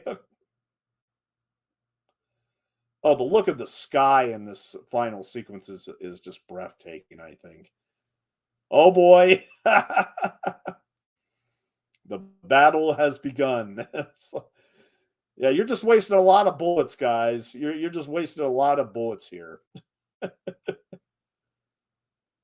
See, look at that. All those wasted bullets. Hey! You shot off my hat. But see, that's the thing. I mean, there's no like quips in this sequence. I mean, it doesn't try to be funny about it. It just, you have to imagine, under the scenario that this witch uses these powers of substitutionary locomotion to bring down this fleet of Nazis. And how can I can't help but cheer for her. I can't help it. Ding. None of this gets goofy. None of this gets too cartoony or goofy, and that's what I'm saying. We had that entire intermission with Ward Kimball's classic animation, but now we have good old fashioned special effects as it reveals the darker layer of the story. I love that. Just spit out the bullets right back at him. Yeah. This is all good stuff. Oh, oops. Dong. Yeah. It's funny. I just mentioned the one of the effects guys who won the Oscar for this. Also later worked on Raiders of the Lost Ark. So, yeah, we want you, man. We want you for these effects. Hell yeah. Good shooting, Bowman.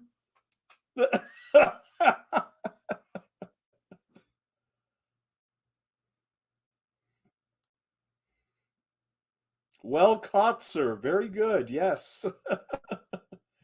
uh, I want to thank everybody for joining me tonight. Yeah, I'm kind of exhausted now, but as we wrap up, we got 6 minutes left of the movie. But just wanted to let everybody know, thank you so much. I mean, I'm glad that you have decided to join me tonight for this movie from 1971, Bedknobs and Broomsticks. Which here again, it's a very underrated film in the Disney canon, I think. It has its fans. I know there are people that remember it well, like Jamie in the chat and everything. And I know that it still has there's still people that love it, but it's also one of those movies that just doesn't get near talked about in terms of, I think, Disney, the Disney library, as you'd say. But here again, the musical that's going on right now in England, the early reports have said that it is very good. There are people that like it, and maybe hopefully it will get people to discover the original movie. But who knows when we're actually going to see the Bedknobs and Broomsticks musical come to American shores. Are you still there, Colonel? I thought you'd be on your way by now.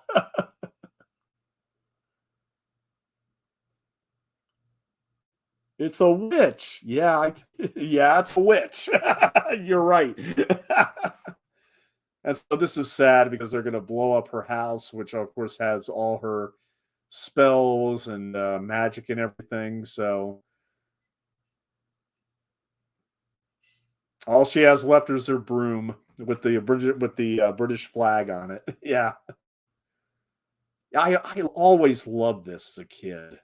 Always loved this when, yeah, all the armor just sinks back into the ground as the souls depart from their bodies. Yeah. One last fight for England. One last fight for England. And that's part of the whole ending in general, as we see David Tomlinson actually go out and fight. In the 40s, I mean, there were actually during World War II, there were actually a lot of older men who ended up signing up to fight in war. I think yeah, I mean, there were men well into their 50s that went out to fight. So, I love this tribute to the men of World War One as they, of course. Oh yeah, here's Reginald Owen, Captain Boom again, from Mary Poppins, of course.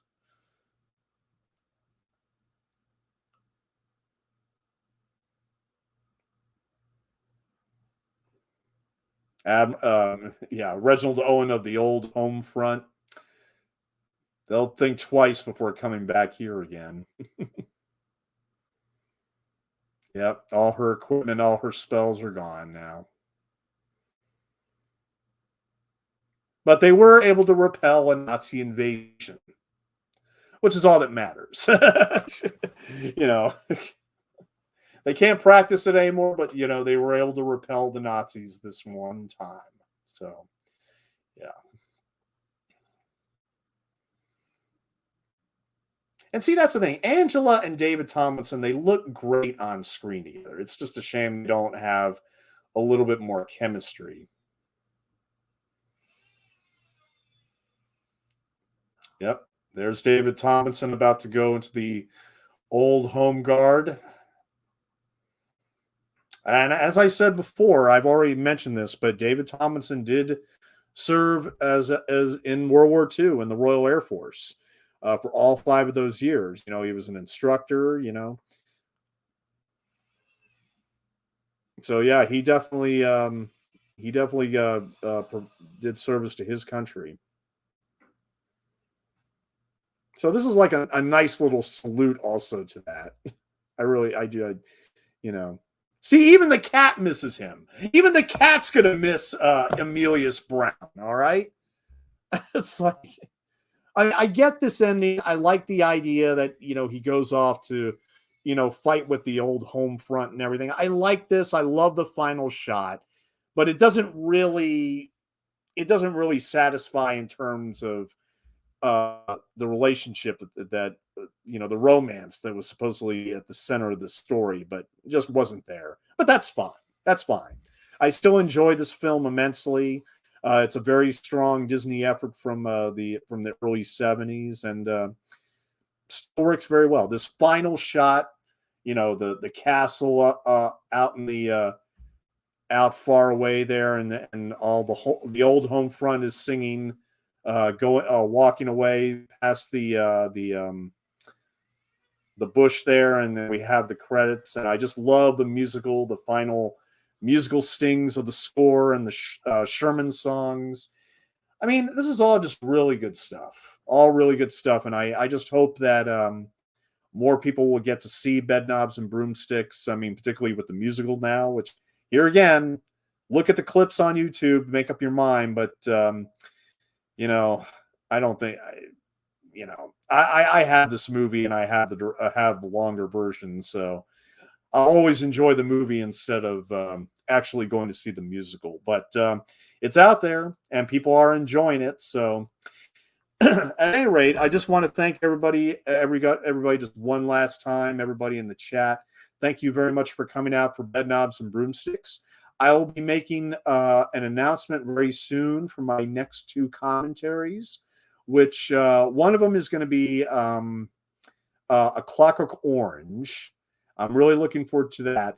Later at the end of the month, I'll also be doing Diamonds Are Forever, the James Bond movie, and also Richard Brooks's Dollars, a movie with Warren Beatty and Goldie Hawn. So I'll be doing some more commentaries for the Christmas holidays and everything. But for for now, thank you everybody for coming, and you all have a good night. Thank you very much.